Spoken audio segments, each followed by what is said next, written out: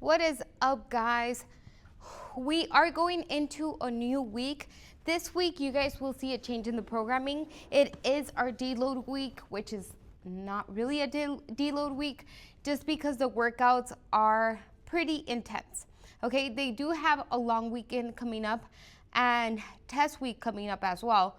The long weekend is going to help them to recover, and also test week will be pushed towards the end of that week. With that being said, you guys, let's go into today's workout. Okay, so for today's full body split workout, we are going to work on chest, and we're also working on lower body. So let's go ahead and get started. It is 4 sections.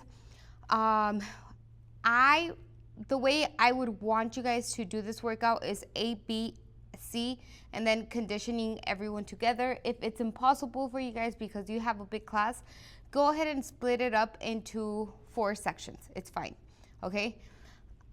They can take the conditioning part as like a warm-up after the warm-up.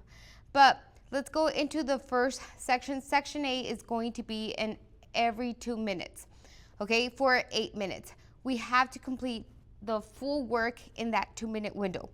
The movements are the following. We're going to be working on kettlebell front squats. It's only 9 repetitions, so if we want to feel the work, they can go pretty heavy on these. They're going to bring their kettlebells up to their shoulders. Make sure we have them at front rack. My legs are going to be at shoulder width. From here, I go down into a squat, come up. Make sure I'm squeezing that core every time I come down, okay?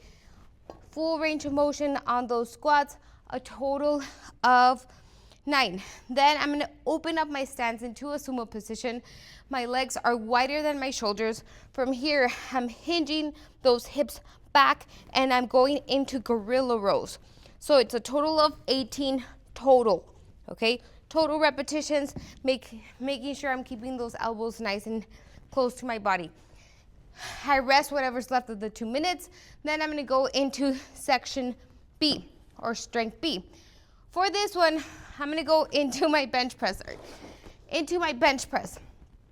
For my bench press, we are doing a 3-second lowering, and then I'm going to combine my chest with front rack lunges. Preferably the same weight or heavier on those lunges. I'm going to go down into the bench. Dumbbells are next to my chest. From here, I'm pressing those dumbbells up.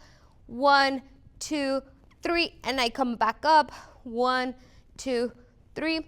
I complete 9. I'm going to stand up, bring those dumbbells up to front rack position, and I'm going to go into front rack lunges, forward lunges. Step, come up, step, come up. If this is too hard, we can obviously drop the weight, do a body weight. We are looking for that full range of motion. If you see someone struggling, we can always use a rack, a bike, so they can hold on to. And the easiest way to scale it to is my front steps. Okay.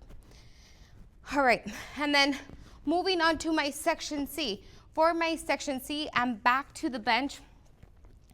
I'm going to be working on single leg hip thrusts. For those single leg hip thrusts, it's 9 each leg. So I come into a hip thrust. From here, I'm looking for that weight to be on the working leg. Leg comes up, booty touches the ground, comes all the way up, squeeze that glute, all the way up, squeeze that glute. I do 9, switch it over. If it's too hard, we can go ahead and scale it down to staggered stance. I'm going to do 9 and 9. And then finally, I'm going to bring those legs together, and I'm going to go for regular hip thrusts, a total of 18. I get to rest whatever's left of the minute. And then finally, for my conditioning, it's going to be an AMCAP. AMCAP means as many cycles as possible in 8 minutes. So what does that mean? I'm just going to keep moving and moving and moving.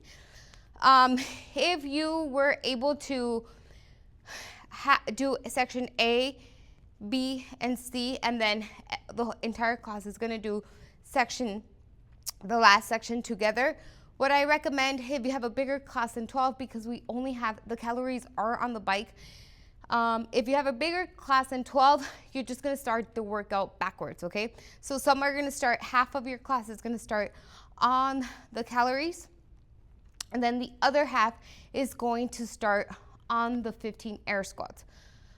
Okay, so they do their 15 air squats and then they switch it over. Obviously, try to have people who are fastest on the bike to go first on the bike, okay?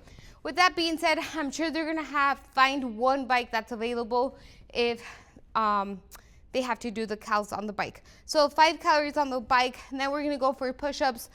Push-ups, you guys know the drill. My arms are right underneath my shoulders from here. I want those elbows nice and tight to my body. Chest comes down, I come up, a total of 10. And then for my air squats, legs are gonna be at shoulder width, full depth on those squats. Okay, 15, that's it you guys. I'll see you tomorrow.